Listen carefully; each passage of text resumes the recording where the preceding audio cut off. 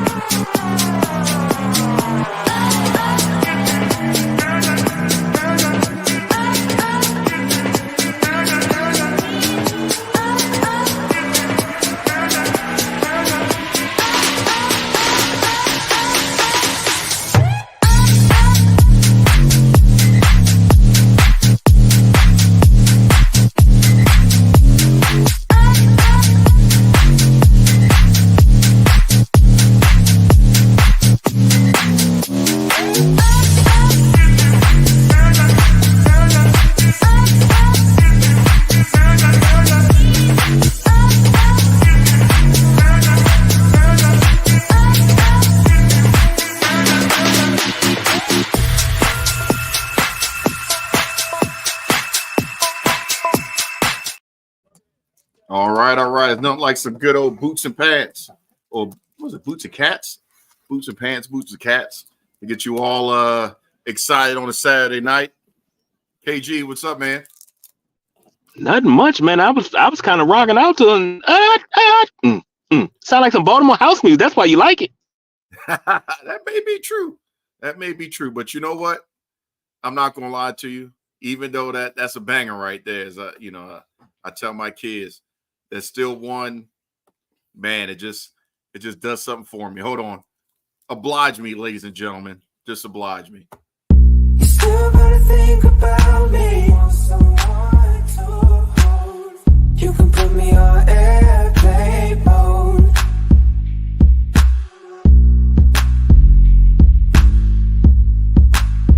You can put me on.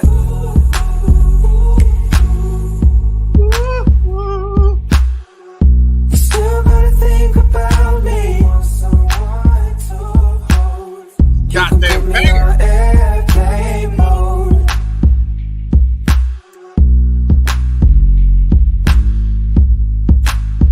You can put me on.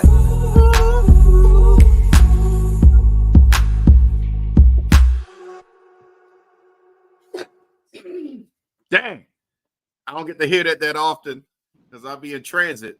That's a banger right there, KG. I ain't gonna lie to you. I ain't even gonna lie to you.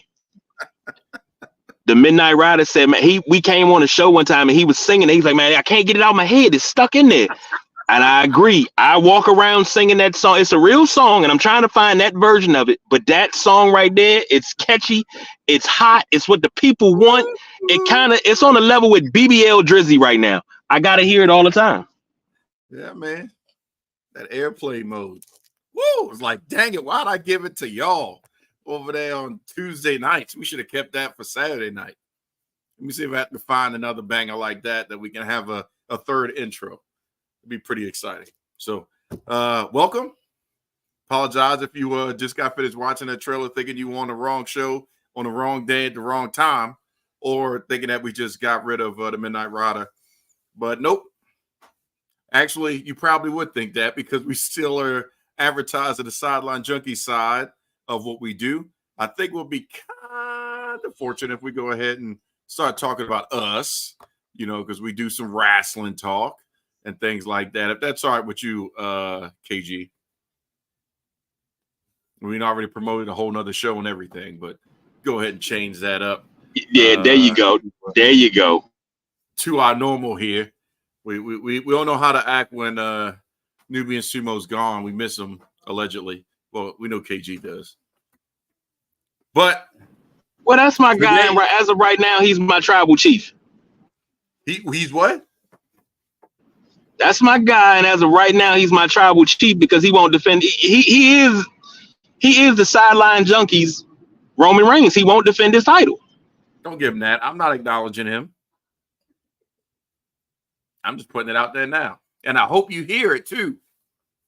And tell your hype man, happy birthday, Raj. And after you enjoy your birthday, remember that. Ain't nobody acknowledging you. Now, if he was on the call, he'd be talking a bunch of trash, but, we ain't got to worry about that. But either way, today, if we're going to actually get into some wrestling sports entertainment talk, well, earlier today was the King and Queen of the Ring for 2024. So we're going to go through what happened, quick discussions about it. It's been a while since we've done a down and dirty show. And then we're going to touch on, believe it or not, a really good and stacked and probably long as freaking hell AEW Double or Nothing card for tomorrow night. With the sumo not being here, we're not going to do any picks. But man, this card is jacked. Almost to the point of like, I may have to really watch this carefully to get reinvested in the AEW. Because if nothing else, Tony Khan put on a banger.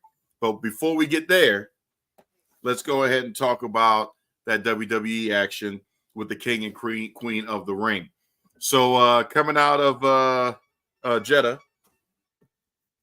they started everything off with the pre-show, which is kind of interesting because two of these talents don't really see them as pre-show, but based off the storyline, in order to get accomplished what they wanted to accomplish, they just had to be out the picture of the Queen of the Ring tournament. So we had Bianca Belair and Jade Cargill facing Indy Hartwell and Candice LeRae for a rubber match, with Bianca and Jade going over as expected.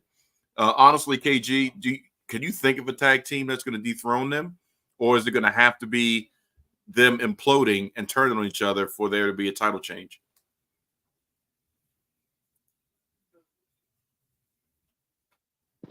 I lost you for a second. What happened? I said you owe me about $350, but I was talking about Bianca and Jade versus Indy and Candice LeRae, and a question on the floor was, can you think of a team that can beat them, or do you think it's just going to have to take them turning on each other and imploding for there to be a title change? Samoan Slaughterhouse. Let's go. Really? Yeah. You got to think about it. You got to have somebody that can match strength with strength. Only the Samoan Slaughterhouse can do that. True. But how long is it going to take to set that up? Well, you're a fan of long-term booking, so I mean, what you saying, 3 to 6 months? At least. Speaking of 3 to 6 months, we'll be getting into SummerSlam. It's not this year and it's not next year. We're talking 2026. But Triple H announced that SummerSlam is going to be 2 nights. Is it necessary? Honestly, as I'm thinking about it right now, it's like, that's 2 nights. That's a lot of SummerSlam. We're institutionalized now with WrestleMania. I'm cool with that. But 2 nights of SummerSlam? You think they can deliver that?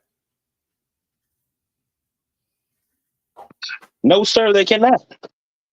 I don't think that's warranted. I don't think that's needed. I think that's overkill. Because what are you going to do?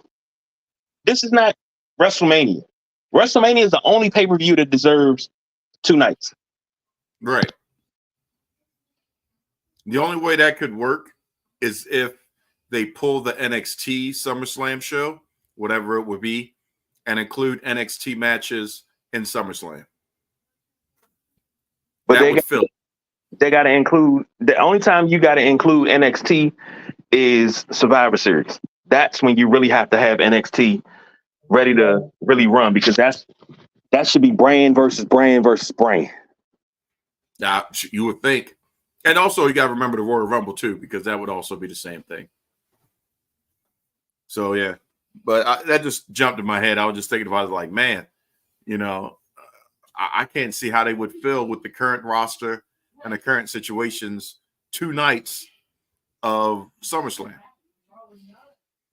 We barely can, make 2 nights of WrestleMania interesting.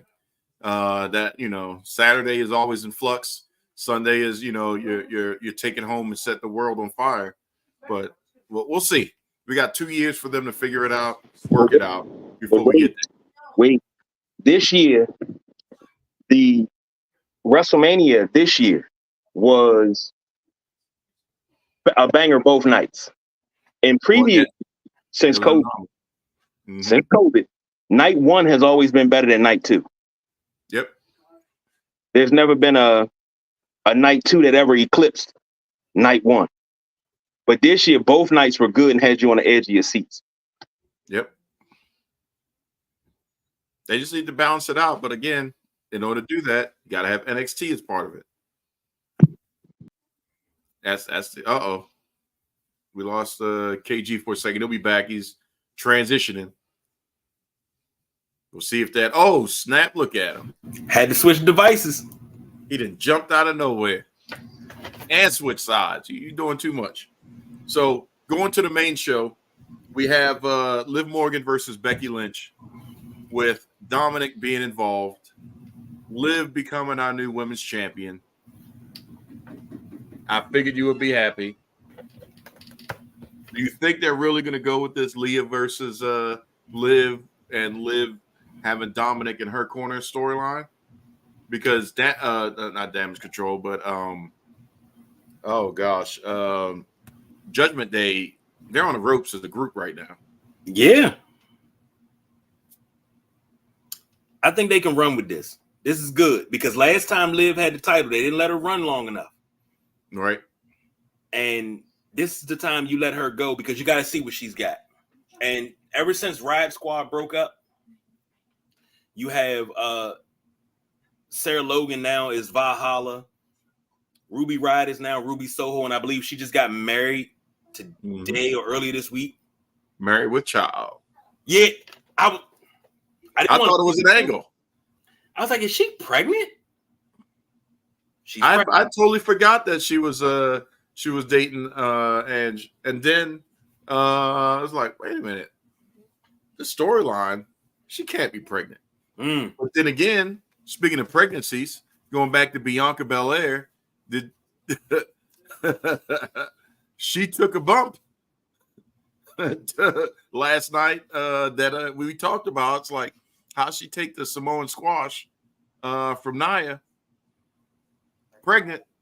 They can't be. She can't be pregnant. There's no way she could take that. No way, shape, or form. If you're pregnant, there is no protecting that. There was no protection at all. That's why we were thinking she was pregnant. But that's a side note.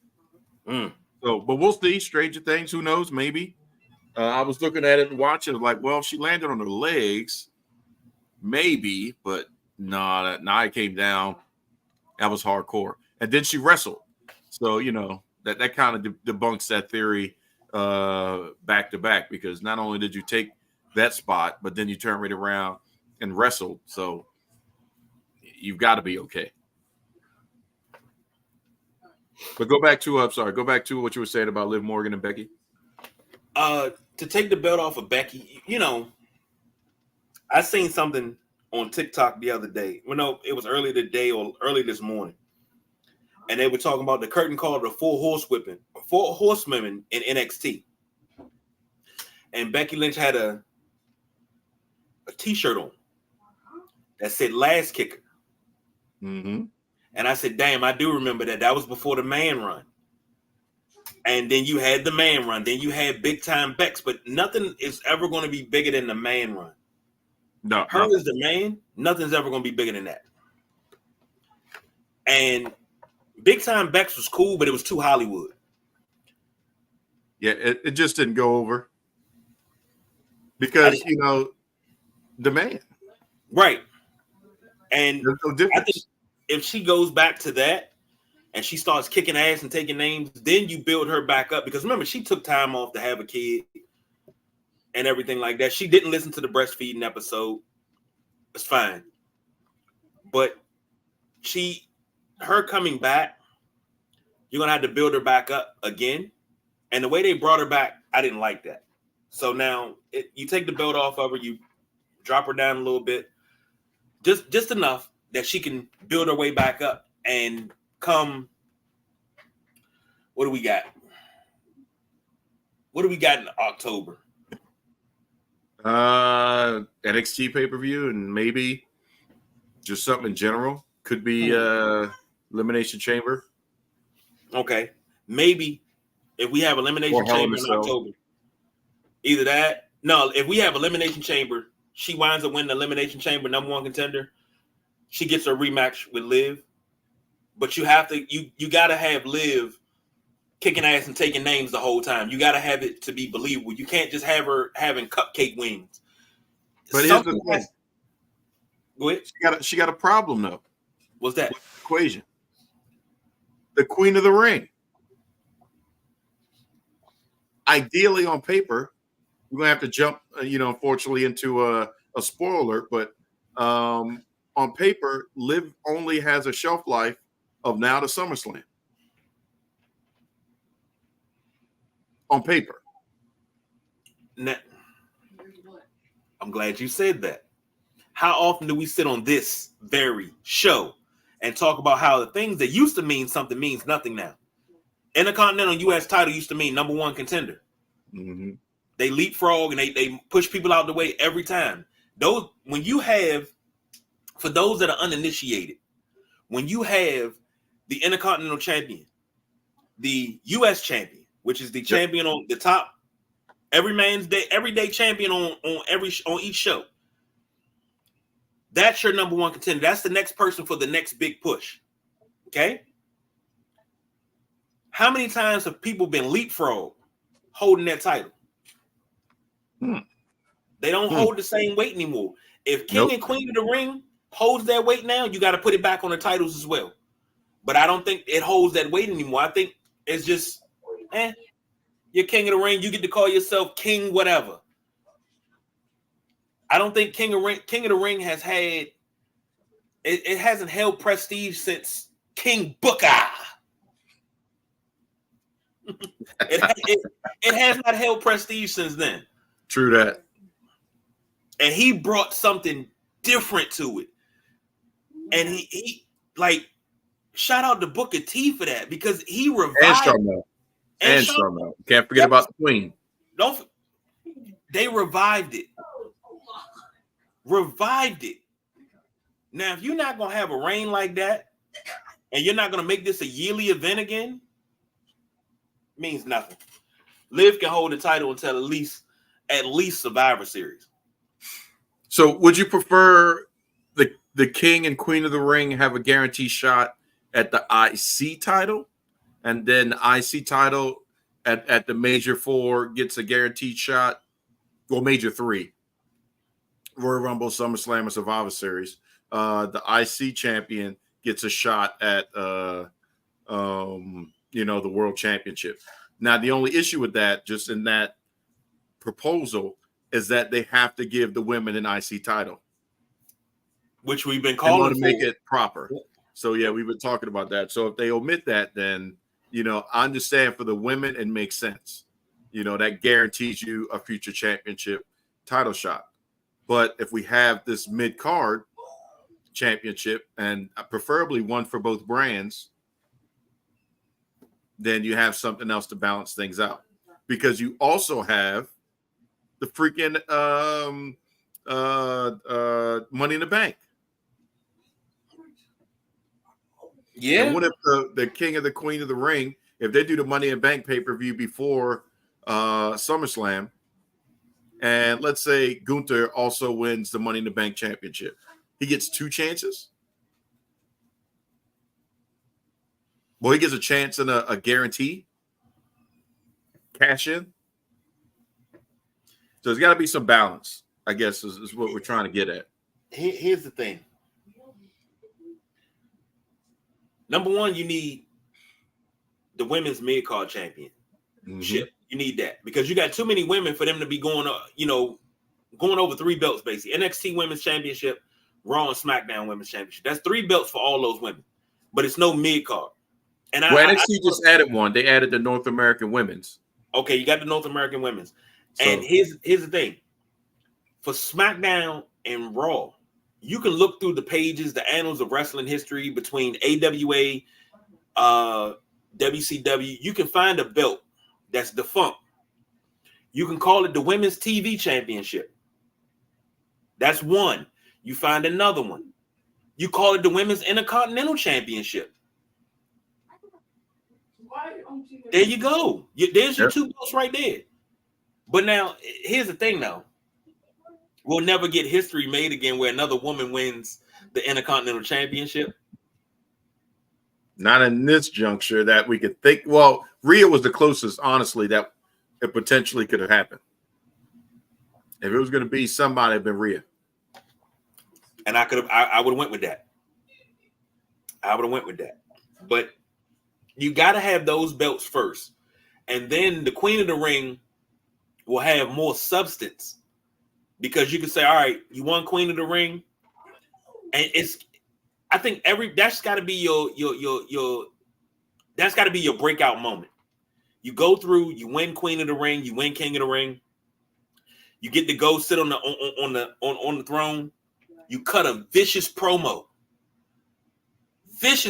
Like the bar is so high. You got to be able to reach that bar. Yep. But you got to cut a vicious promo. So let everybody know you just kicked down the door and you're what's next. I agree with you. So we'll have to see exactly how it's going to play out. But congratulations to Liv Morgan on her revenge tour. She was able to culminate with a championship win. And then we'll see what's going to happen with this Dominic situation and that storyline. Then from there, we went into a triple threat for, speaking of, an Intercontinental Championship opportunity. Sami Zayn versus Chad Gable versus Big Bronson Reed. Sami retains thanks to Otis. So it looks like Alpha Academy is falling apart. All these groups are falling apart. The only one that technically I think is still solid for the most part is whatever Bobby Lashley is calling his. But everybody else is having some troubles in paradise. Kofi pun intended. Here's a question for you. Do you really believe Chad Gable as a heel? Yes. Did you not hear him get the Kurt Angle? Yeah. And that's the first time that's happened when it's not the Kurt Angle theme song for Mr. America. But that's just it. I can't see Chad Gable as a heel. And I got to squint my eyes and tilt my head to the side, but I can't see it because he's such a good guy. Yeah, but he was getting left over. I mean, he's playing this role really well. And he's got Otis, it makes sense. He's belittling Otis, and Otis is just a freaking monster amongst men himself.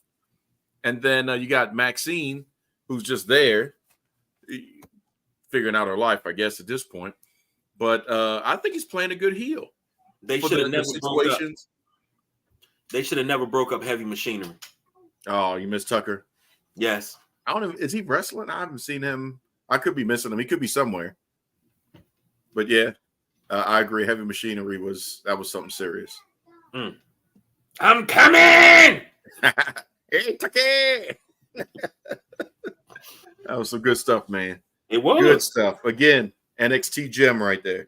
But thanks to Otis, Sami Zayn ended up walking out, which we knew he wasn't going to lose in Saudi Arabia. That was, okay. That's like Mansoor losing out there. It's not happening. Then we go to our Queen of the Ring finale. So we kind of pretty much touched on it. But Lyra Valkyria versus Nia Jax. We all knew if Nia's going in, she's walking out with the crown. And that's pretty much what happened. But that finish, I thought she killed that girl. Come on, man. That force, we see all these TikToks and tweets and X's and all this stuff with Terrence Howard talking circles around our brains right now on all this physics stuff. I bet you he could have simplified that. Hey, man. Big girl come down.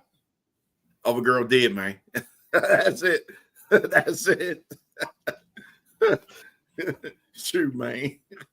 Let me explain something. So many people on social media got so much to say about Nia Jax. So much to say. But you can't deny one thing. She's not like most girls. I knew you was going there. I knew you was going there. I mean, did you doubt her? How he set his own stuff up. I think this is the best that she's ever been, though. She's much more relaxed in the ring. She was, calling the shots and the spots in the match. And, she helped to tell a good story. Because I'm not going to lie to you. I was like, man, this match is going on longer than it should be. It should be about 3 minutes. But, it was a good match. But at the same time, it's good to see Nia and her element starting to prove everybody wrong. That not only can she tell a good story, she could be a good heel. We're still working on the promo stuff, but we'll get there. That's why you get her a Teddy Long. Or a wise man. Yeah, you get people that you have people that are not great on the mic right away. To be quite honest, The Rock wasn't great on the mic right away. It took time. It took Ron Simmons. That's what it took. It took a lot. And then that whole time, it was things that had to be taught. You got, man, the name that keeps popping in my head is Terry Funk, but I'm like, yeah, you can't ask Terry Funk to teach you how to do a promo unless you got a Ouija board. But don't do the Ouijas. Please don't do the Ouijas, and don't do the Rubik's Cubes. I done watched all the Ouija movies. You got to make sure you say goodbye, and there better not ever be a goddamn Rubik's Cube in my house, because let some little kid be solving the daggone Rubik's Cube and the walls start opening up and some people with a bunch of pins in their head and all that. Hell no. I'll be like, what was it? Not Mike Epps.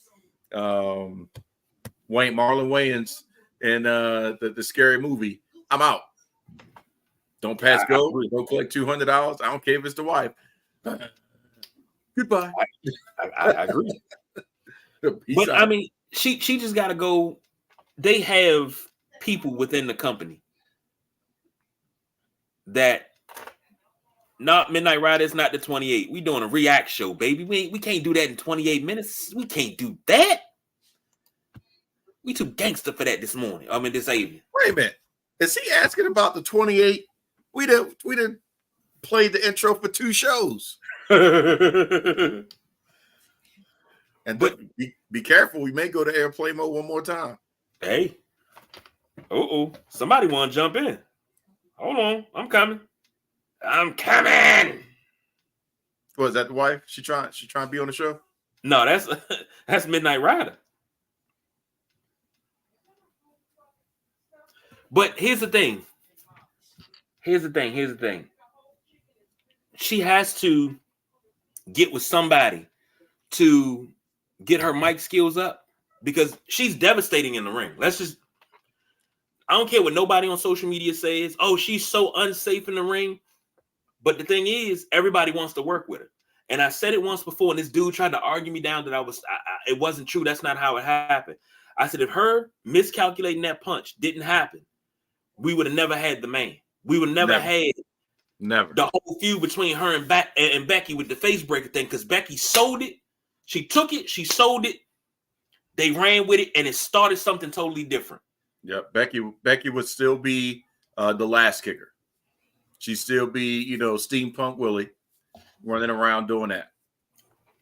She may have still got married. Probably would still have baby Rue. That would be the thing. But she wouldn't be main eventing. That may actually, honestly, I guess in an ironic turn of events, would have catapulted Bayley more into the limelight. Because at that point, remember, we had Bayley against Sasha Banks twice in Hell in a Cell. Mm-hmm. And they did stuff that the men weren't even doing in Hell in a Cell. It's like, oh my God. I still think about, putting the kendo sticks in between the ring and the cell, and then, the power bombs on the kendo sticks. Like, man, they did. I haven't seen or experienced a Hell in a Cell like that since Shawn Michaels and The Undertaker 1. And it wasn't even a brutality. It was just the pacing and the use of the entire cell, mm-hmm. But that's going down a rabbit hole for a different situation there. But yeah, you got to give Nia her due for Becky Lynch twice She bled her twice. Remember that. It's not just one time. Both accidental, of course. But still, you know, that's, again, putting Becky on the next level. And then, you know, she made Lyra Valkyria look good. But Liv Morgan? Sorry, Liv. I don't know what to tell you. Now that the ring post and Nia are friends, it'll be a title change. If it comes to that. Or there's one other factor by SummerSlam that could change things. Nia is the queen of the ring. Can you have two queens? Yeah. No. Yeah. Because Charlotte should be back by then. Charlotte can't keep taking time away, coming back, putting her big boot on everything and squashing somebody's push, man. That can't keep happening. It's only about a minute. She got to get to 17. Once we get to 17, she's done. But hold up. Hold the door. We got somebody joining us. He decided he wanted to come over here play on the Saturday side. So since he's here, gotta do it. You still gotta think about me. Want someone to hold. You can put me on airplane mode. Sing it, fellas. You can put me on.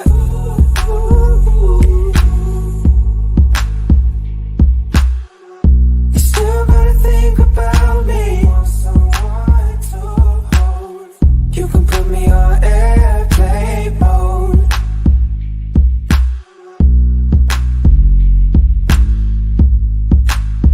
You can put me on.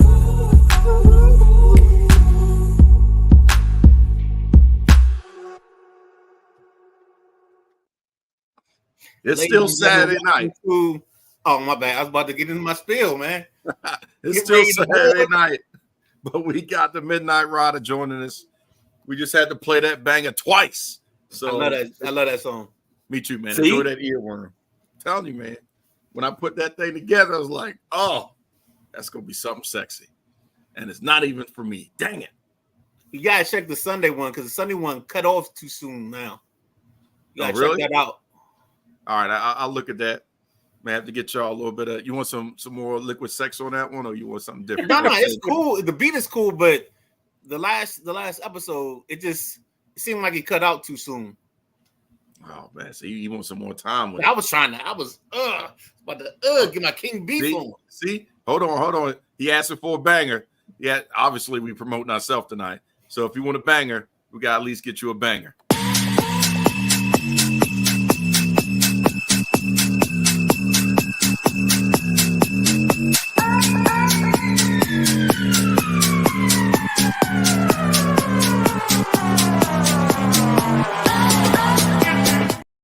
We got to be careful because then we're gonna have to pay the girls. They already, they work for free, but hitting them twice, they're like, hold up, dog. I thought we was having an easy night. Sorry about that, but just had to represent for Saturday night and get that banger going. So, Ryder, what's up, man? Welcome to the party. We're talking about King and Queen of the Ring. Yeah, I mean that's exactly why I jumped in because I had some opinions, man. So just do your Saturday thing. Well, I'm just gonna jump we're in at whenever the y'all Queen ready. of the Ring now. We were just,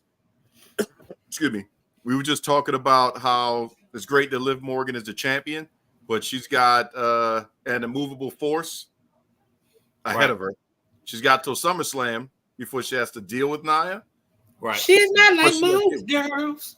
She ain't, which is why the Revenge Tour has culminated, and it's going to be a damn tour. The countdown basically is going to begin, and possibly Rhea Ripley could be back at that point too. So, what was your thoughts on Liv becoming Queen of the Ring? Liv becoming champion, and then in reference to Queen of the Ring with Nia, all happening the same night. So, I think Liv became champion because they're in this thing where they didn't want Becky to. I don't think they want Becky to fall to to fall to Nia.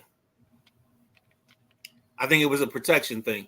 I think if they figured anybody's going to give Nia the championship, you let Becky her take it off of Liv Morgan, and then you come back with Rhea Ripley going through Nia Jax, and that's how you save the division for now. And then I heard you guys talking about Charlotte Flair. You also probably have Alexa Bliss coming back. So you got some things going into the fold to them getting a fuller women's bracket. And then I don't know what the situation is with Bianca Belair's knee. I don't know if that's a real knee injury or if that's just something for the show. So that's another thing we got to figure out too. And then the fact that Nia Jax won the Queen of the Ring, I think they finally gave her the props. But I mean, no disrespect to the young lady that she fought, but there was no way I could believe that she would beat Nia Jax in a match. Like, it was just like they set that other side of the bracket up to be the sacrificial lamb, and they found the one person that could take the pin without it hurting their reputation, and they fed her to Nia. Yep, agreed. But I do want to say this thought. This is clearly all because of the Triple H era. Yes. Because under prior management, Liv would not be the champion. Nia would not be the champion. And that whole bracket would be totally different. We might not even have had Jade Cargill in the WWE, to be honest with you. Not even a chance. Or if she did, she would go straight to NXT and repackaged, but not coming in as hot and heavy as she is. So shout out to Triple H for spicing things up and giving some opportunities to those that have been around for a while, even though Natalia's got no chance in hell. She's got she just getting everybody over. And that has to stop. Her, Naomi, Natalya, Naomi. Who else am I missing? Alexa Bliss will be back soon, but they got to get their runs, man. Well, Naomi's had something. She left and had something. I'm gonna say this, and you'll probably laugh. Sumo will probably, when he sees this, will laugh. But Natalya right now is the Tito Santana of the WWE. That's the and best that's not taking anything away from Tito. Tito's amazing. One of the best wrestlers, one of my favorite wrestlers of all time. But he wasn't champion like that. But he wrestled everybody. Was part of the Hulk Hogan cartoon, all that stuff.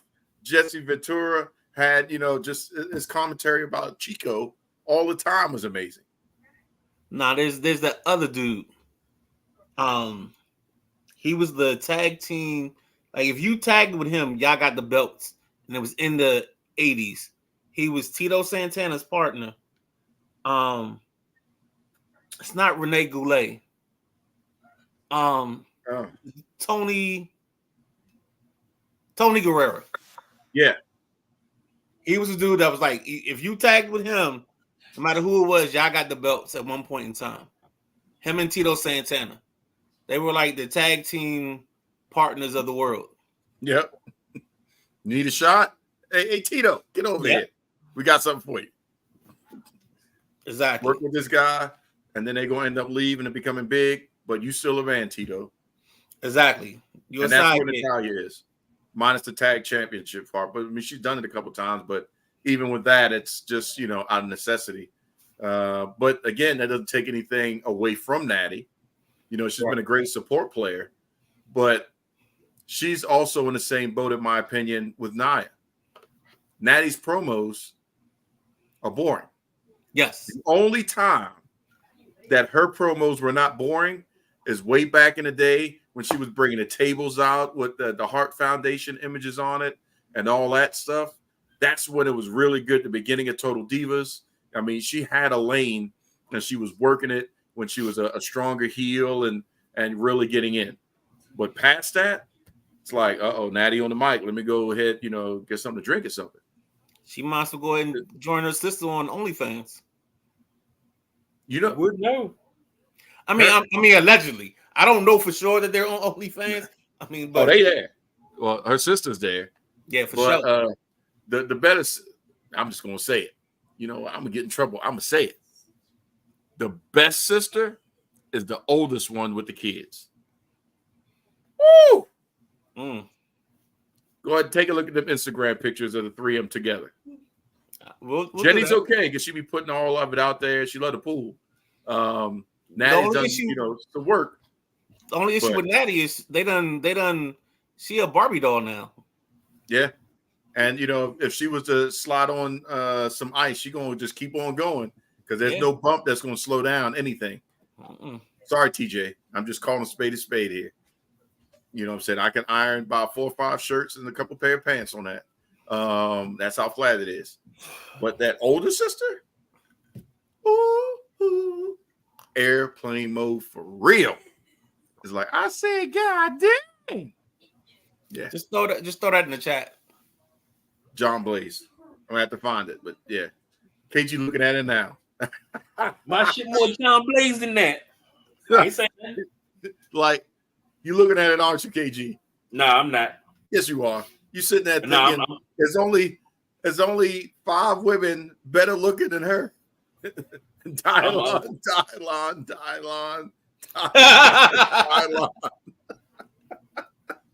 I'm looking at something else that need to be discussed, but I not here. Not here. Oh man. So moving back into the pay-per-view. We also had, as you would imagine, the traditional King of the Ring, which had Gunther versus Randy Orton. Solid match. I was just waiting to see how Randy was going to handle the chops. But what's overshadowing a good match, or even possibly a great match, some may even call it match of the night, is the botch of the year. Because Triple H addressed it on WWE.com, stating that it's not going to happen now because Randy's banged up and just went through war with Gunther. But this is going to have to be revisited because the pinfall, Randy's left shoulder, Right. man, you could have slid a kid under that. That's how far it was removed from the mat. The ref should have caught that because he was right. I'm like, how is the ref counting? 1, 2, 3. Just go 3? Yeah. He's right there. Like, come on. How they gonna solve this? I'm like, well, maybe they gonna whitewash it out and they're gonna do the replay from the backside so that way you can see it from a different angle. They couldn't even accomplish that because that angle showed it all. It's like, God dang. I thought maybe one job. Lay his shoulders flat on the mat. Mm-hmm. One job. Now they got to have a rubber match for the freaking King of the Ring. Before the King of the Ring can have a championship match. I would say, and y'all tell me what you think, this is worse than Batista and John Cena over the top rope at the same time. I'll let y'all go ahead and tell me what you think on that. I could be wrong. That's supposed to happen. Say it again, KG. That wasn't supposed to happen. Yeah, it wasn't. But neither was one shoulder up either. Big Show stepping through the table at the TLC match. That wasn't supposed to happen. I mean, you're doing a TLC match with the Big Show. I mean, there's some things you're going to have to understand. That could be an issue. I mean, I just thought it was crazy because I'm looking at it. I'm like, nobody's catching this. Then I'm waiting for like the referee that runs down from the backstage area to say his shoulders is up. I was waiting for something. Or Triple H to pop up. Yeah, and it was like nothing. I was like, okay. This is gonna make for an interesting Monday because it just doesn't make sense. Yeah. And I love how they will enforce the referee's decision stands rule when it suits them. It's like, no, it does not stand. It was not a clean pin. It wasn't even a pin. Right. By no shape, matter, or form. This is where you should have Howard Finkel saying this match must continue. Exactly. Exactly. That's all they had to do. But again, I understand it, but I don't understand it because they're running off of TV time. But it's Peacock, it's streaming. What the hell else is coming on afterwards? Psych. Nothing live. Right. Exactly. But that's me nitpicking again. But what y'all think of the match minus the botch? Say that again. I said, what y'all think of the match minus the botch? I thought it was the good match. I thought this was the match to push Gunther into the heavyweight title scene. Mm-hmm. Because I figured the reason you have the belt on Damian is because you're not keeping it on Damian. Right. He's gonna be the one that's gonna give it up. And then I know we're gonna get into this later, but after watching the match with Cody, I mean, I feel like we back in Roman Reigns territory. But I'm not going to speak on that until we get to it. Well, no, we're there now because the question I was going to ask is, and I know it's so bad and it's making me mad to say it, but how freaking good did Logan Paul look? Logan Paul's a star. That daggone frog splash is creeping up. That's at least third right now. Obviously below Eddie Guerrero. The frog splash or the splash onto the table, and then followed up with a frog splash, and then for Cody to kick out at 2, I was like, yeah, we in the Super Roman era already. No, it's not even Roman. Wait. He's John Cena right now. He's John Cena. Time out. Who's number 2 with the frog splash? You're already saying he number 3, so who's number 2? Chris Benoit.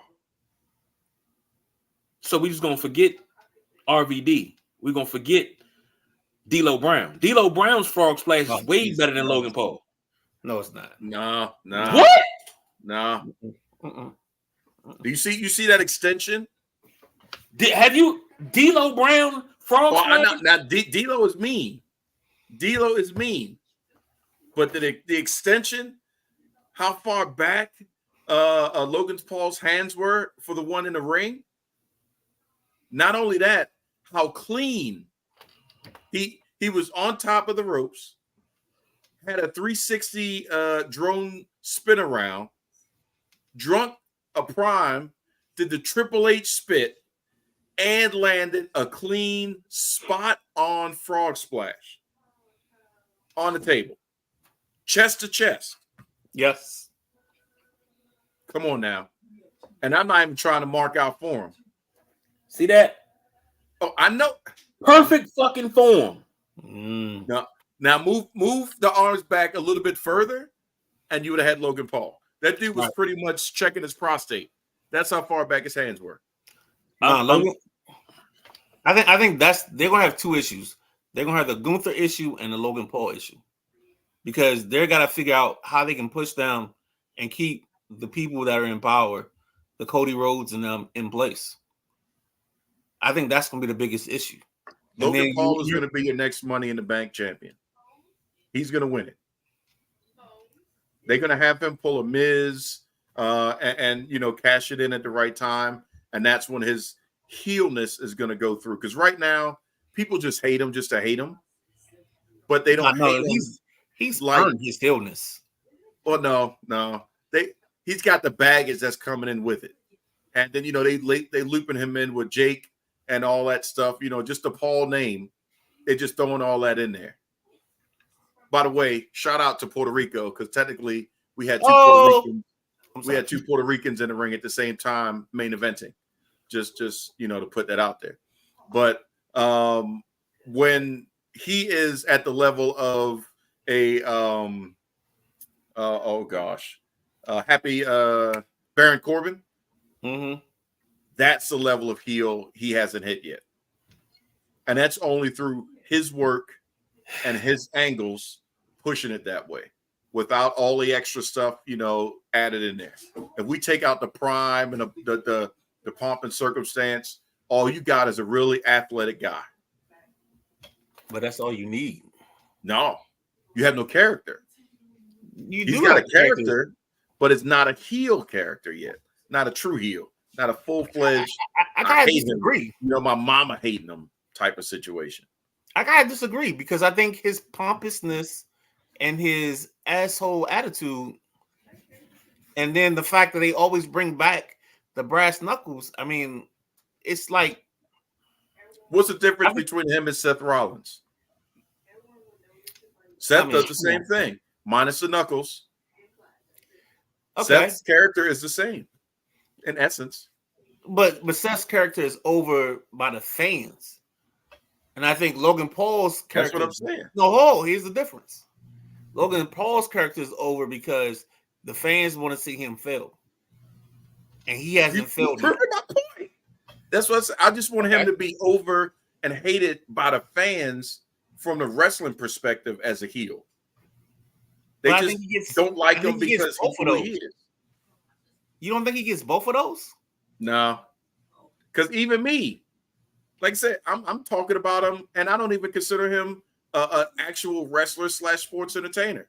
He's a celebrity that did some pretty nice ass moves tonight and did a great job. He's basically Bad Bunny. Okay. I see where you're going with this.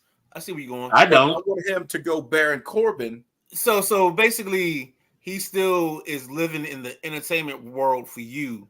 He hasn't fully absorbed himself into the wrestling world. But I think part of that is I don't think WWE was ready for him.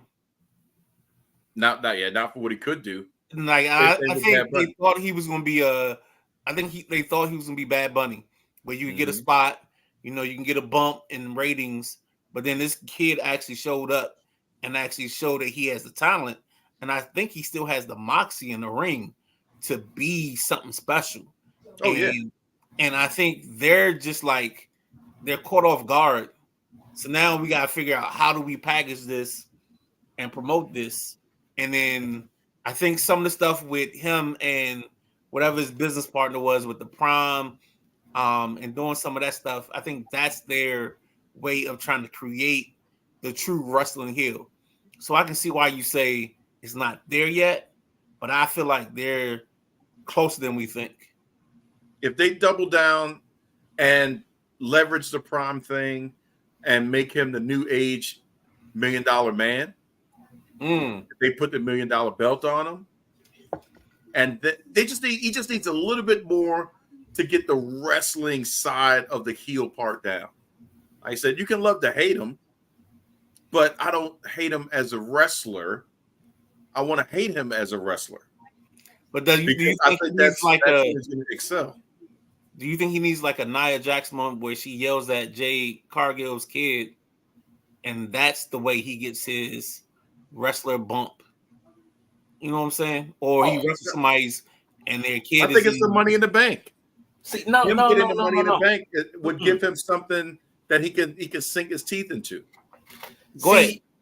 You can't say he can't do the whole Nia Jax and he yells at somebody's kid because it's not going to have the same effect. Everybody loves to hate Nia Jax. So many people love the Paul brothers. There's a lot of people that hate them too. I just don't like them. I'm not going to say I'm not a hater. Like I'm hoping I pay money to see him lose. There it is. So he's a heel. But you can't to have him in that heel category where he's yelling at kids. We talked about it the other day. What was that? Tuesday night we talked about that? Or was it Sunday we talked about it? Nia Jax yelling at Jade Cargill's daughter, and it made it to the shade room, and people was in the comments like, why would she say that to that little girl? She need to apologize. She could have hurt that. You don't know kayfabe. Right. And that people that say that, you're right. People that said that she needed to apologize and they didn't understand. These are the same people that don't know if they're scratching their clock or whining their ass. So, you know nothing. These are a bunch of Jon Snows. They know nothing. Yep. But it's not going to go over the same if you get Jake Paul to do it or Logan Paul. If you get him to do it, he has to be a heel, but it has to be organic and it has to be in his own lane. He has to create a lane for himself. He can't do the normal heel tactics. he has to do something to push the bar even further. But I think he's already there.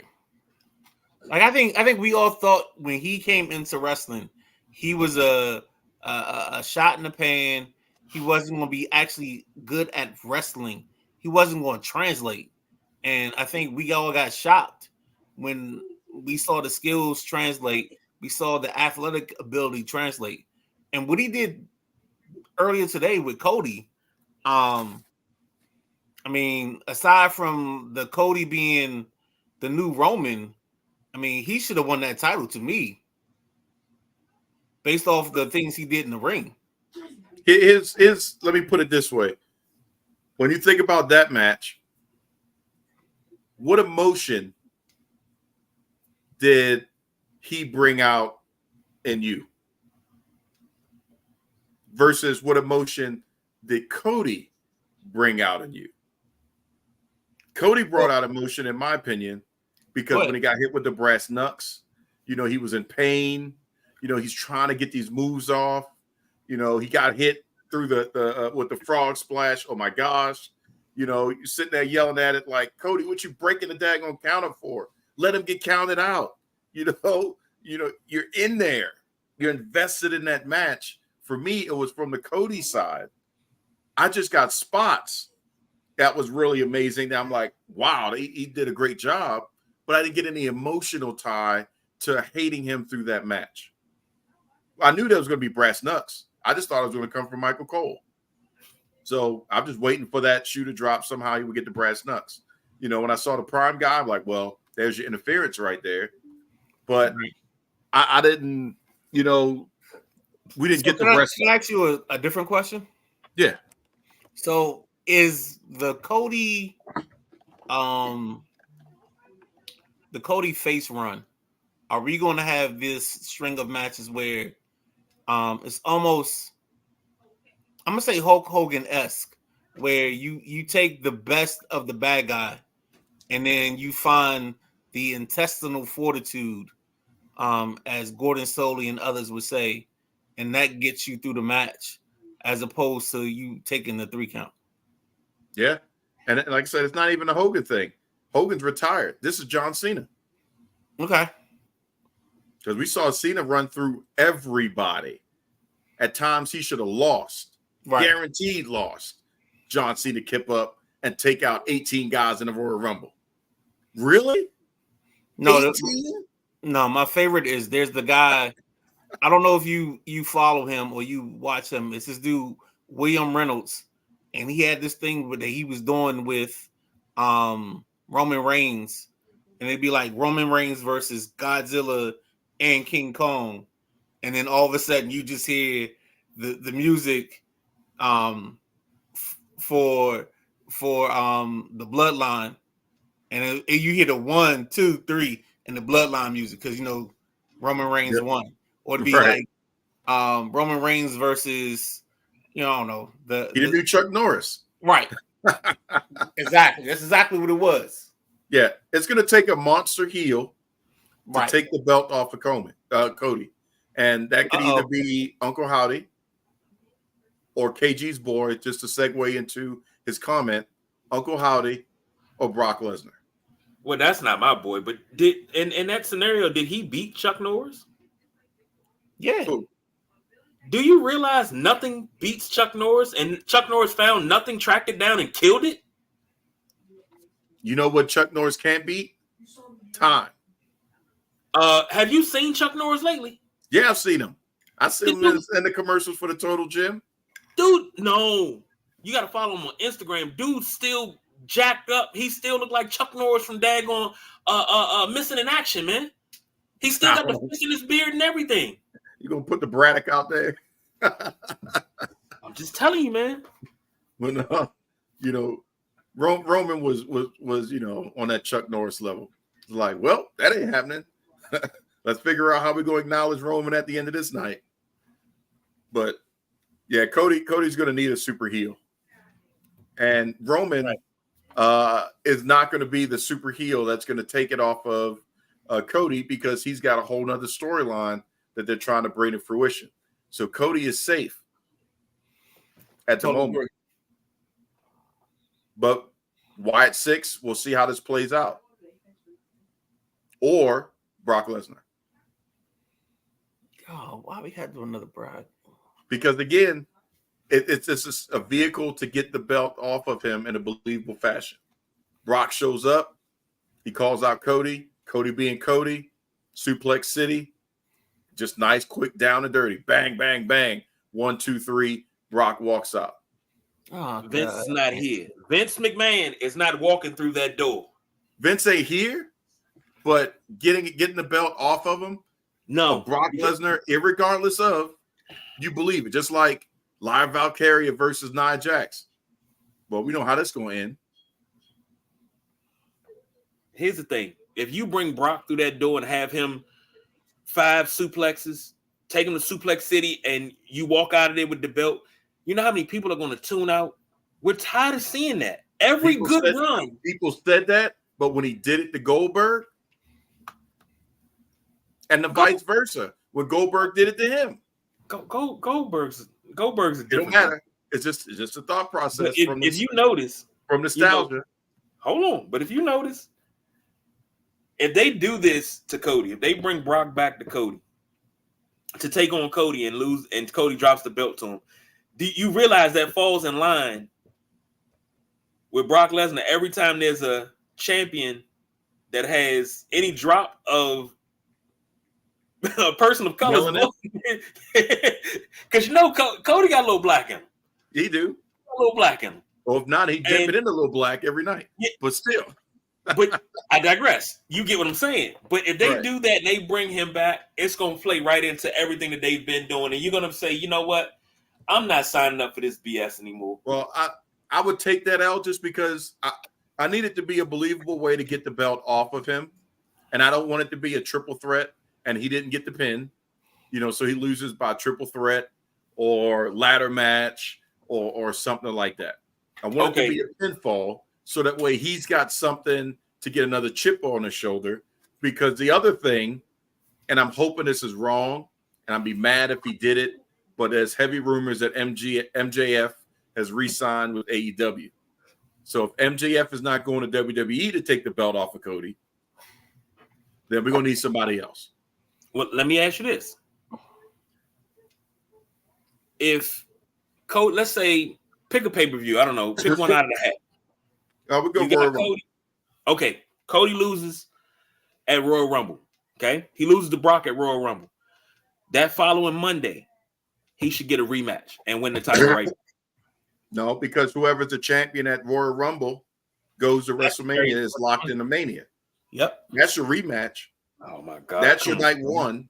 It's automatic. Night one because Rock and Roman is night 2. Here's the thing. You say that's automatic, but everything that once was is no longer is. Well, that's still some constants. Whatever's going to make the most money is going to main event night 2. Exactly. The traditional Sunday. I don't believe it. Cody is not going to main event night 2 as long as the Rock and Roman is in play. Yep. And if the Rock and Roman's not in play, then Roman and Solo is in play. So let me ask this question. Do you think it's a thing where we get Survivor Series, where we get a preview of a bloodline versus bloodline type of thing, or do they hold off on it? I think it won't happen in Survivor Series. I think it'll be War Games. Okay. That's where it has to happen. But so we know we got Roman and the Usos on one side. They still need one more. We got Solo, Tama Tonga, what's his name? What's the dude's name? Tama Tonga, Solo. What's the other one? Tonga Kid's son. Tonga Loa. There we go. And then we got the other one coming, Zilla Fatu. So that's 4 right there. We just need one more to go with, and they got to be Samoan or a close tie-in. So, so I heard on the outside world that the hesitation on Jacob Fatu is that he might outshine Solo. Yeah, which is why Solo has to get some wins under his belt. But But I mean, when I watch Solo, I don't see the guy. Like, I don't see that guy. Yeah, because I agree. His presence isn't as big. Tama Tonga's right now presence is bigger than Solo's. Right. So we need to see Solo. If he's going to do that role and play Roman, he's going to have to play Roman and put them in their place. Right. And that's what's missing. Because you don't have an Uso that you can push around. Right. So now that dynamic has gone out, you got two silent heaters and Solo talking to the wise man. It's out of balance. So Okay. I agree with them on that. They just need, him to make some corrections, them to buck up, and him to put them in their place. And he's got to do it because he's Solo, not because he just talked to the tribal chief. Because if we're still Roman dependent, and Roman's almost done with this movie he's making, if Solo is still Roman dependent, he's not going to be able to emerge, and we're not going to get this Hell in a Cell or War Games match. Okay. Because it won't be believable. And The Rock is going to have to, still come in. And, The Rock could be the fifth person, honestly, the final boss going up against Roman. But they still need two more people, to which, if nothing else, I guess they can get the Street Profits if it comes down to it, to add in and just be a part of the match. To keep, everybody on the same color scheme. It's going to be some black on black crime in Hell in a Cell.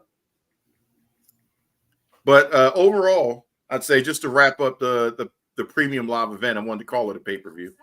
To wrap it up, I think it was pretty good. I'd say the only slow period for me was honestly the Nia Lyra match, just because we knew the result. Sami Zayn, I wasn't expecting him to have him lose, but at the same time, just to shake things up, could he drop the belt to Bronson Reed? And they could just pass the belt between all three of them, and it could be a revolving door, because Sami is great chasing and he's playing a good champion. But OKG disagrees. I got an X Factor that's coming in for you. Go ahead. Braun Breaker. Yeah. That's your X Factor. You can't hold him back too much longer. He's got to break out of that cage. He's going to be mainstream. Where's he in the hierarchy of spears right now? Because I don't want to say nothing. You jumped down my throat earlier. So, would you say he's in the top 3 of spears? Or, number 1? What do you think he is in the spear category? Now, there's a difference between a spear and a gore. Oh, boy. Here we go. I think he's got to merge on both. Because so what you call it, a spore?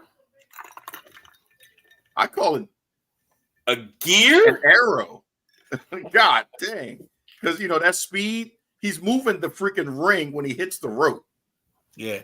And then when he makes contact, that's old school contact. That's how, Edge used to be in his prime when he would hit somebody with the spear. It was disgusting. That was jarring. Like that dude ain't getting up. Actually even better than that, like Goldberg when he first started out and he only had one move. You better hit that spear. Who cares if you get him up with a jackhammer? You better hit that spear. So it's just a million, and speed coming at you like a freaking freight train. So where you gonna put him, KG? Is he in the top 5, top 3? Not even close. I'll give him top 5. Okay. Who's your number 1? Best spear of all time. Dare I say it? I gotta give it to Goldberg. Okay. Ryder, who would you put out there? I mean, the guy that speared everybody was the champ for 937 days or 1,100 days. I gotta go with Roman. Roman's my number 2. right now, Braun is close.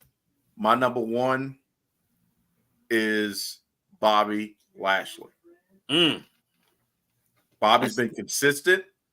And if you look at his contact, he's full on with the shoulder contact and does the roll out of it. So you see the hit, and then you get that little extra flair on it that just sells it that it was, it was a hit. Can I say that I hate the Braun Breaker spear to make the match not count or no contest? Yeah, that again. Because this is where I hate the WWE, is because they go down this road where they make this person so invincible, and then in 6 months they're gonna take losses they shouldn't take. Like think about so Nia Jax just won Queen of the Ring, Right. Mm-hmm. but like 2 weeks ago she took a bump from like Liv Morgan and like Becky Lynch off a thing onto the announce table. It's like, that's not. I didn't believe it. Right. Like, you can't sell me that's how that match should have gone. And then you come back and try to sell me as her as this phenomenon. I think at times they get misguided in those decisions. Yeah. And that's we talked about that for a long time. At least it's a little better because you've got some folks like Bianca Belair, Jade Cargill. Oh my gosh. Bianca Belair, where she walked across the ring with Nia Jax on her shoulders. I would have loved to have been. Never mind.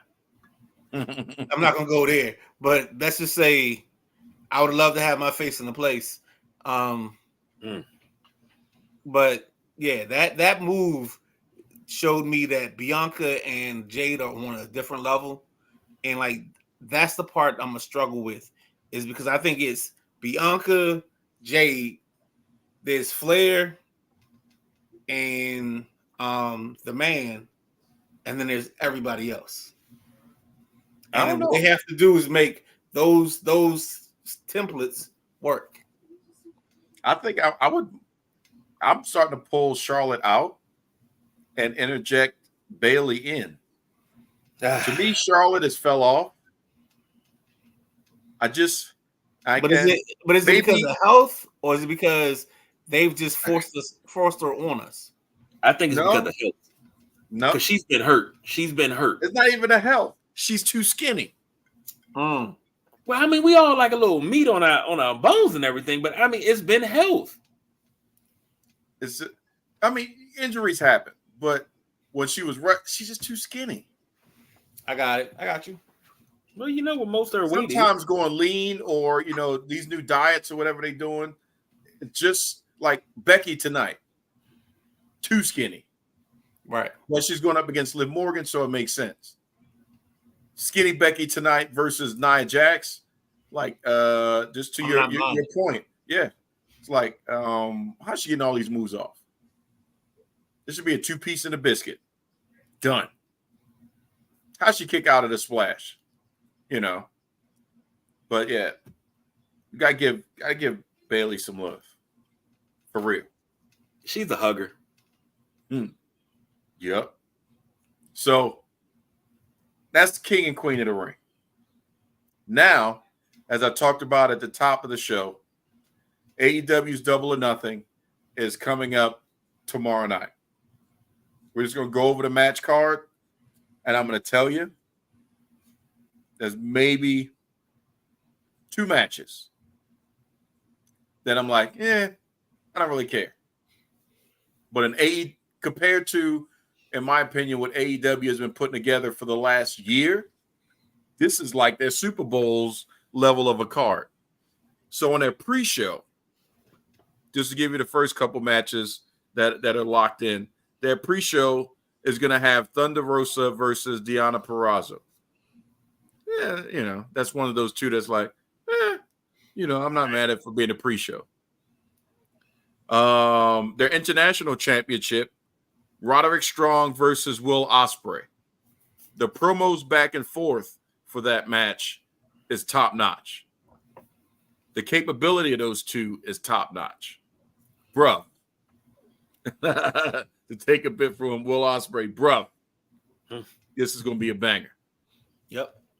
And then, the third one, and I'll let y'all discuss these three if you want. The trios tag match. The Bang Bang Gang, Jay White and the Gun Brothers versus freaking Death Triangle. Pac, Penta El Zero Mero, and Ray Phoenix, who just came back this past week. That's just the first three matches on the card. There's more to come, but what's your thoughts on just that alone?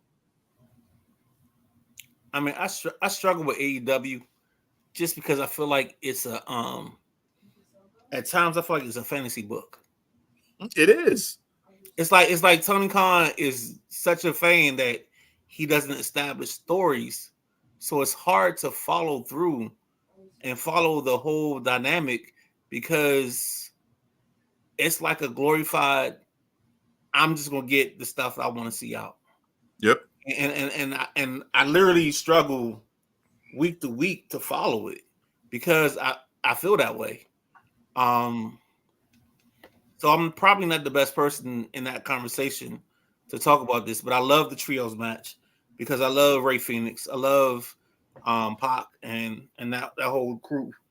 I think it's going to shine because of the performers, not because of the way they set it up.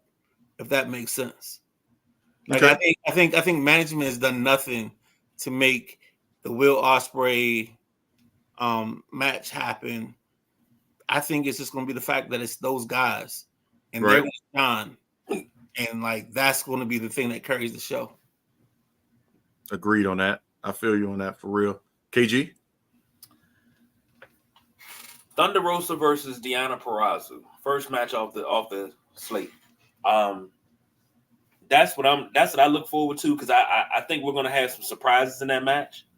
I think certain people are gonna pop up because they still got beef with one Deonna Purrazzo. So that's what I'm looking forward to.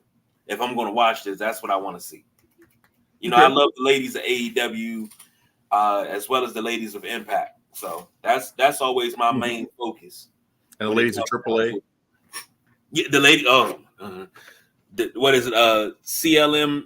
What is it? CLLM. CMLL. Yeah. Yeah. CMLL. Yeah. Them two. Yeah. Yeah. Yep. Mm-hmm. Oh, yeah. Jesus, Yep. Yep. My main dish. Get my oatmeal thick. Man, I can't even pick. So that's three matches. My other, nobody really cares. Orange Cassidy versus Trent Beretta. The implosion of the best friends and all that is like, I don't really care. But where we pick back up is FTW rules. This would be an interesting match. Oh, you gotta go back because you said something very important.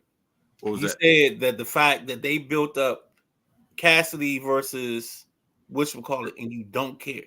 That's the problem I have with AEW.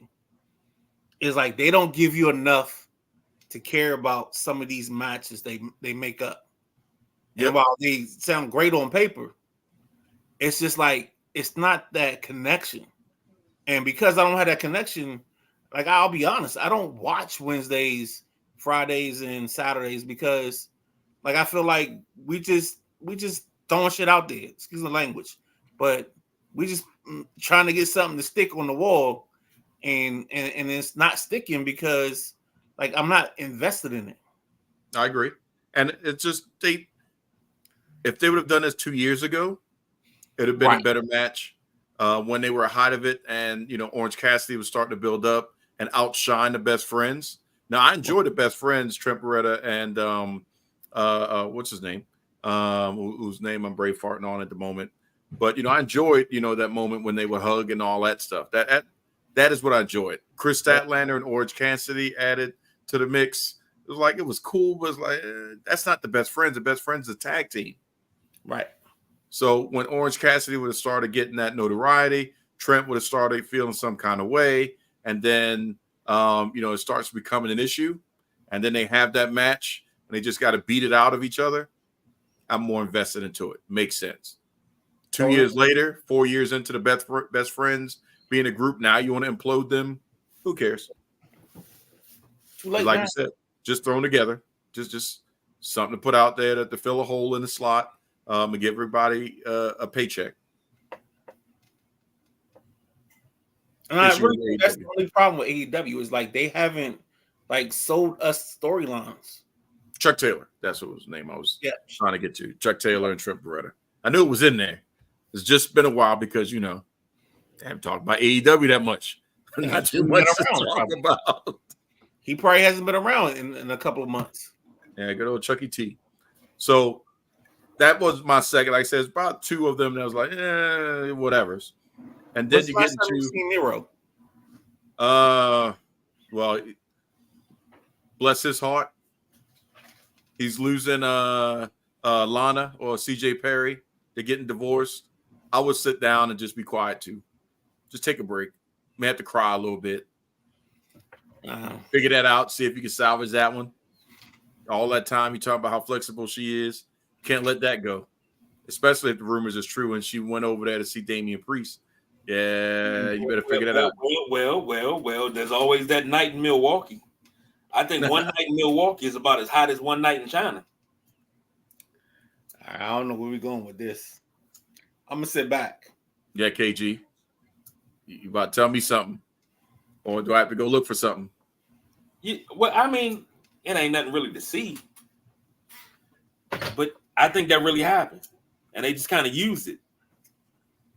You remember one night in Milwaukee. You had to send me that one. You don't remember one night in Milwaukee? Not at the moment. That was before she left WWE. They were trying to figure out who it was. Was that an angle? It was supposed to be her and Bobby Lashley, but it really wasn't. That really happened. Oh, yeah. Well, Priest has said that he's been Yeah, he trying to be the new Edge. He for the streets. he trying to pick up where Edge left off at. At least it's much more respectable in this new era. It's not like there's brothers involved that's keeping secrets and everybody know and ain't gonna tell a dude that's on freaking injured reserve healing. Hey, this dude messing with your girl, right? But here's the thing. He kicked her to the curb. Edge kicked her to the curb, married Beth Phoenix. And then, she was just... Beth was there the whole time. It's not even like Beth, she was there watching this. She was a thought pocket after that. But, I mean, you can't be mad at anybody because the biggest robbery and the biggest tragedy is always going to fall on, and I don't want to say it, but it's true. It's all Stephanie's fault. That's true. We lost China because of Stephanie. Stephanie will have to take that L to the grave on that one. But that's the biggest robbery of all. You ain't had to do China that bad. Hey, with those flotation devices, I'll take Stephanie. Took the man and decided to fire you. That's crucial right there. And blackballed you. That's crucial right there. Crucial. Maybe she needed AEW. Cold-blooded. God dang. She had to do it like that. She got a little bit of Vince in her after all. But I'm not. Look, I had something to say. I'm not even gonna say it. Come on. Woo. All right. I'm glad I wasn't the only one. Wrap this shit up, B. we still got some more matches to go. You up against it. Come on. All right. So still keep it going with Double or Nothing tomorrow night. FTW rules. Jericho versus Hook versus Katsuri Shibata. That should be a pretty daggone good match. Even though I know Hook is young, but him and Dominic need to eat some more. I don't know how you look at them old videos like CM Punk, for example. It's like, man, that is not CM Punk. Versus now, nobody's using Ico Pro, but they need to put some daggone supplements up in there and get built up. But either way, Hook is like 25% the size of Taz. But whatever. That should be a pretty interesting match to see where they go with this FTW championship. Then we got the IWGP Eliminator match, which still I don't understand what the purpose of an Eliminator match is. Either it's a championship match or not. But you got Moxley versus Konosuke Takeshita. This is where we need the sumo. He can get all them words out. You've got the AEW Women's Championship match, Toni Storm versus Serena Deeb. So that I think is going to be an interesting match. That's the one that's got me really watching the pay-per-view at this point, is to see Toni Storm versus Serena Deeb. Because I was listening to Jim Cornette, and they were talking about the podcast from Dave Meltzer and Brian Alvarez, and their argument over who's the heel in this match. Because in one moment, Toni Storm is supposed to be the heel. Another moment, Serena Deeb is supposed to be the heel. And then Serena's supposed to be the face. And everybody's booing her. And everybody's cheering Toni Storm. It's like, I know Toni's gimmick is, I love this timeless Toni Storm gimmick. Her promos are 1,000,000% better than where she was in the WWE or when she came over in the AEW. She's got her lane.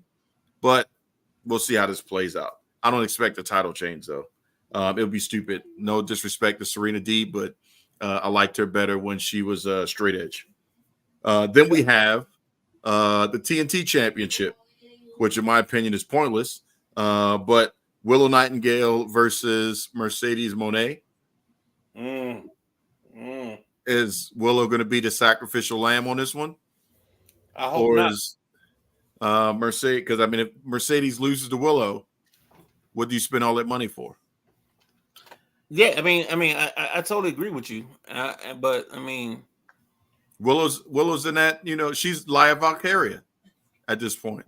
It's like, Let Mario tell us that's Holmes. I think if it wasn't for my fawning over Willow, I'd be comfortable with her taking the L to, Hey, Willow's a hugger. Hey, I'd like to be hugged. So Lord have mercy. Lord. Right there. We got one more match that's going to be also a must watch, and that's for the AEW Championship.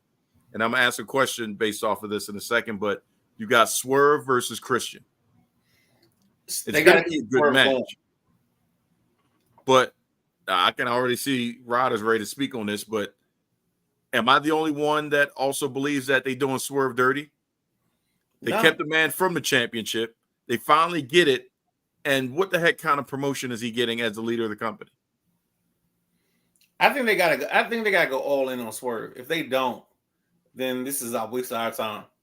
Mm-hmm. Like you can't take him from. I agree with that. Possibly, James being what he was and then beating it doesn't make sense.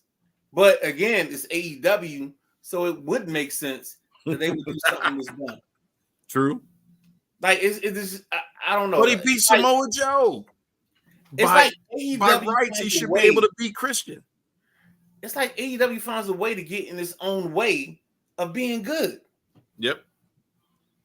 You sound like Eric Bischoff. You must have been listening. Man, it's shout out to 83 I get annoyed. Because one of my other guys that I know, Bernie, in Rockville, if you listen to the Team 980, like he and I talk, and he's just like, yo, it's terrible because they just don't know how to build people up. And then they'll build them and then they shoot them down, and it's like, all right, so now how are we fixing this? Or they shoot down the people that the crowd has built up, like Wardlow. Exactly. How you got Wardlow lighting in the bottle and then you don't even touch it? Touch him. Yes. Come on, man. Come on. And now what do you do with him? Brian Cage. Now what do you do with him? The only one that emerged out of it was MJF, and you had to almost fire him to realize, yeah, we kind of need this guy. Well, I'm gonna say this: WWE has a problem because you got to deal with Uso.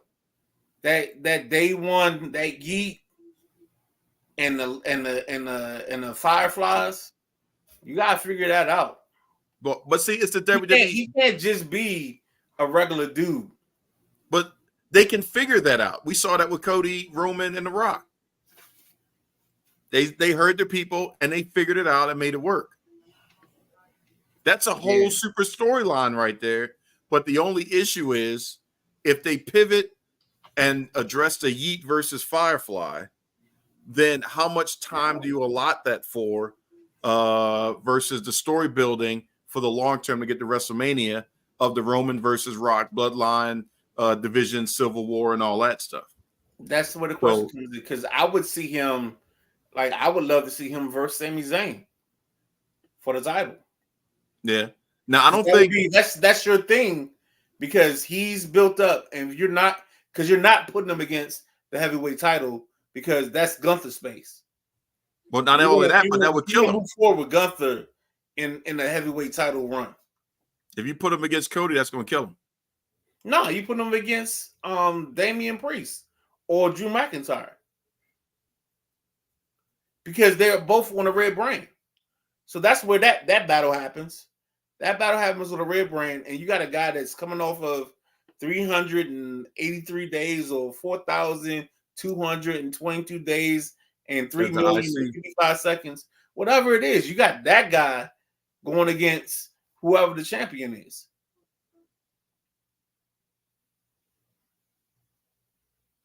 Well, James, I understand what you're saying, but here's the one true thing about Gunther. Or let's just go ahead and call it Walter. Looking at his IC run, majority of his wins was because of him. We'll call it 80-20. 20% was because of Imperium, but 80% of the time, he was beating the hell out of people and just won that match. And that's where also that believability comes into play, because if you take him and put him in a situation that doesn't make sense, you know Gunther can beat him. And he's doing it without Imperium. He's doing it. I was listening to a podcast, and they brought up a good point. He don't even have a finisher. Right. I think he may be the only one in the WWE at this point without an established finisher. So he's beating them with submissions, chops, kicks, whatever the hell's, pinfalls, just general pinfalls. Today he came off the top rope twice. You know, he don't even have a finisher, and he's winning and was one of the longest reigning Intercontinental champions of all time. But he earned that. But now you have to work him into the title picture.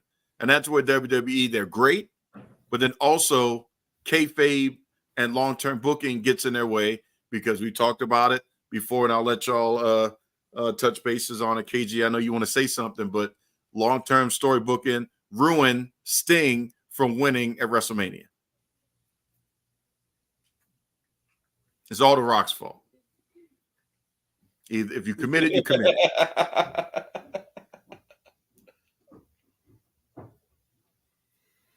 I mean, I don't know, man. I think with Gunther, it's either you push him or you don't push him. But I think the only belt he can get is the Damian Priest, Drew McIntyre, like, triangle type of situation. And I don't think they're going to go there, but they might go there, because who knows? But after that, on that side, that red brand, without Seth, there's nothing else there. Well, Seth will be back by SummerSlam. If Gunther wins, Gunther versus Seth will be the next go forward. Okay. You got to sell me on that. Well, I mean, it's the next logical piece. Damian Priest is I get that part, but I'm saying, like, I got to be sold on the fact that Seth can take the belt off of Gunther, because you've built, like, this is the problem I had with WWE. Seth can out promo Gunther. Yeah, and that goes back to that emotion piece, because just like Cody, he can pull that out of the crowd and Hulk up or Cena up, and then now we're back in the Cena 5. Okay, I got 15 false finishes, right? And then he gets to stomp out of nowhere. But even tonight or earlier today, that finish with Cody after my man Frog splashed him like 3 times, and then he kicked out. I was like, hold on. We doing Super Saiyan Cody? Yep. Because you can't have him lose, 2 pay-per-views after Mania. Right. After, you know what I'm saying, taking 2 years to get him the belt. Mm-hmm. And like I said, if Logan Paul was a super heel that I want him to be, the Baron Corbin level of heel, you know, that Vegeta 1500 level, or whatever, however Dragon Ball Z goes, you know, when he's there, that guy's going to be unstoppable. And it's just going to be off of him just being a heel of heels. If he was there now, they probably would have had Cody lose. Brass knucks, he probably would have caught him a couple more times. He would have had knuckles coming out of, you know, some orifices that we don't even want to talk about. But pow, there you go. And they probably would have had Tyson at the place.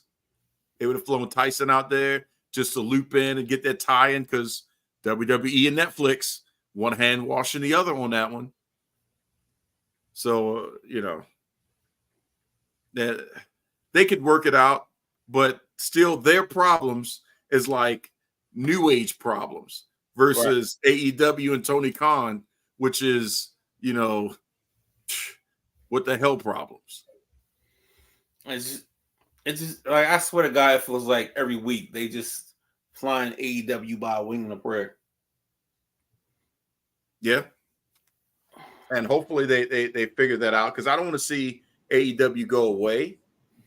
I think they got enough necessary. It's necessary. I think they're necessary evil, and that's what's always keep them around. But the problem is, we'll never have the Monday Night Wars because Tony Khan is too much of a fan and not enough of an administrator. Well, the network will tell and might check Tony Khan very soon. Because if they take away the one thing that he's not guaranteed, that Shad can't buy, TV time, and say you got 2 options. Get your ratings up, or we pull it. You can be an internet show and figure it out. You can still run AEW. You got the money to do it, but you won't be airing on these networks. Right. And USA is not going to be like, oh, please, AEW, come to us. Not when you're losing to WWE, which is their only cash cow for sponsors. Without WWE, I mean, shoot, they couldn't even say, okay, WWE, just go ahead. We don't care about you. They said, well, at least just give us SmackDown. Right. So, you know, they showed that the WWE is strong enough that we'll take the B show and NXT, if I remember correctly, just to be able to survive. And we're still going to come out pretty doggone good. If they would have took AEW, no, that's not happening. You'd be messing around, see characters from Law and Order showing up in a crowd just to try to tie in Law and Order with AEW to get the ratings up. But all they got to do is say, Tony, step aside, hire a person to do the booking, right. Hire somebody to manage the talent, and there you go. Because they shouldn't have, you know, the Young Bucks putting people on the shelf allegedly because they cool with CM Punk. I hate that. Oh my God. CM Punk should have never left. You know, if it's not sexual harassment or something like that, he just put the dude in a headlock. The only issue is it's all caught on tape. Back in the day, that happened all the time. And it wasn't even quality enough to, over nothing. They said, hey, there was an altercation backstage. You know what I'm saying? That the parties hashed it out. They talked about it. They still going to do business because money is money, and we move on. Meanwhile, they didn't air Dark Side of the Ring and a couple other things about that dreadful airplane flight with Nate. And he's still on commercials and stuff like that. So, you know, they could have moved past that and not lost CM Punk. But I think it was a situation where Tony fanboy came into play. Yeah, Tony's got to step away. And like even the draft day thing where he's in the draft room for the Jaguars with the fake neck brace on and not selling the injury. Not selling the injury at all. This nigga turned his head every which way, sideways. Oh my gosh! And I apologize if I use the N word. Don't know about kayfabe. Doesn't matter. Yeah. At first, old school OG AEW when it first started made sense because everybody had a chance to shine. Hey KG, there was more 50% more women that had more matches and things going on, and then the storylines were being crafted by the people. Yeah, the fans made Orange Cassidy popular, right? Not Tony Khan, right? They made the Best Friends popular. Well, that was partially production, but we didn't know too many people. Scissor Boys. That I don't know how that got over, but yeah. That got over. So I don't know. What was your question at Midnight Rider? I don't know no more, man. I'm good. Yeah. So either way, I say that we have a great weekend. King of the Ring was pretty good. We got what we needed out of it, even some controversy. No, man, you can't put that up there. You got to. No, you can't put that up there. Time. Like, I don't even know if I'm gonna be able to use this. You know what you're gonna have to put out there. What am I to put out there?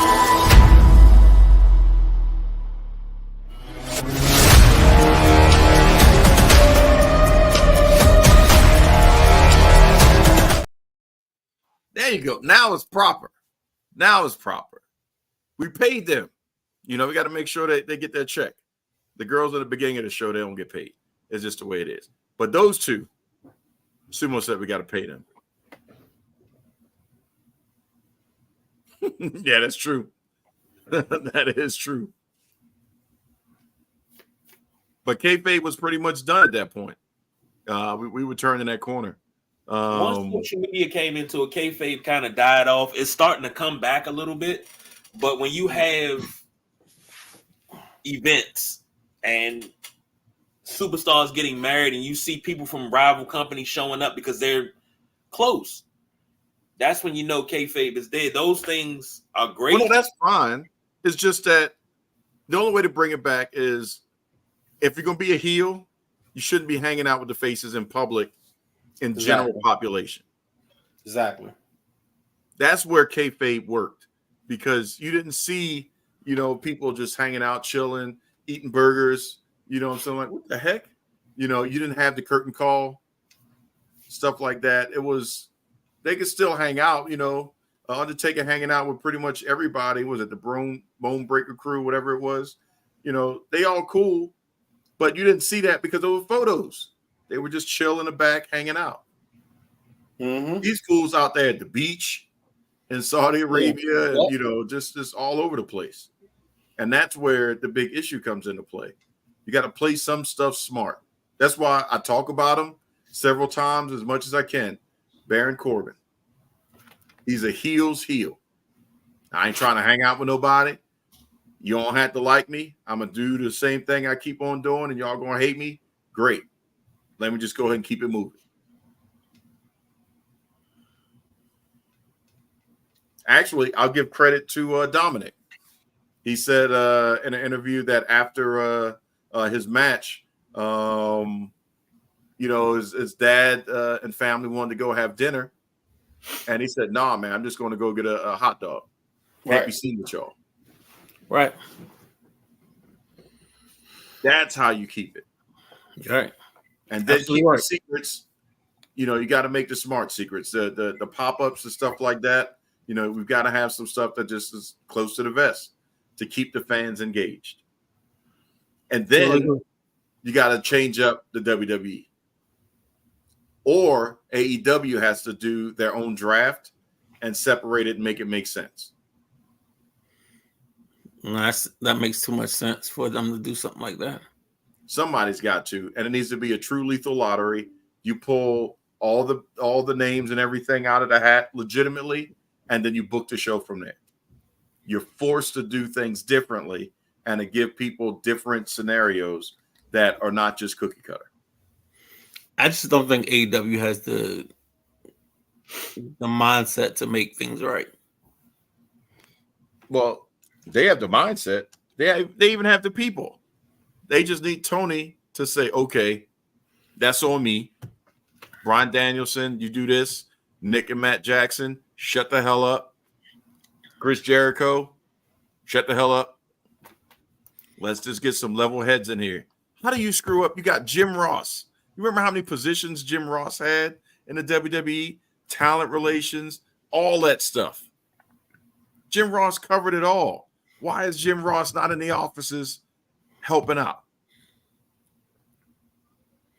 How you have Eric Bischoff there twice? You trying to rival against WWE, but the one that successfully did it, you don't even ask him no questions about what was your thoughts? What do you think about this? How can we be better? How did you do it? Because they're stupid. Paul Ellering was there. Arn Anderson was there. Old style bookers. Back in the day. Because they're stupid. Sting is there. Come on, man. Because they're stupid. God dang. Okay. That's all. That's all. We wrapping this up, man. God dang. Hour and 46 minutes. Yeah. This ain't the TV show. Yeah, but I still got to send it over so it can be done. This is more than 2 gigs, baby. This ain't getting viewed. I got to break this up into 2 parts. Now you made my tell you. It's your fault. It's not my fault. My fault. Nobody told you want to do a show where we got 2 pay-per-views and then Ryder want to jump on. We talk about James. My bad, man. I apologize, guys. I jumped on. We getting it in. You know what? I'm just going to take it all the way back. Make sure you take a listen to us on Stitcher, Apple Podcasts, Podbean, Owltail, Supertail, Coochie Chocolate, all them. You can hear you can hear us on all them platforms. SidelineJunkies.com. If you want to send us an email, you go to SidelineJunkies.com, and then make sure you get some black drink from Fort Mose. What else we used to say? I think I covered it all. Don't you have to do Konnichiwa? Well, I don't. He don't.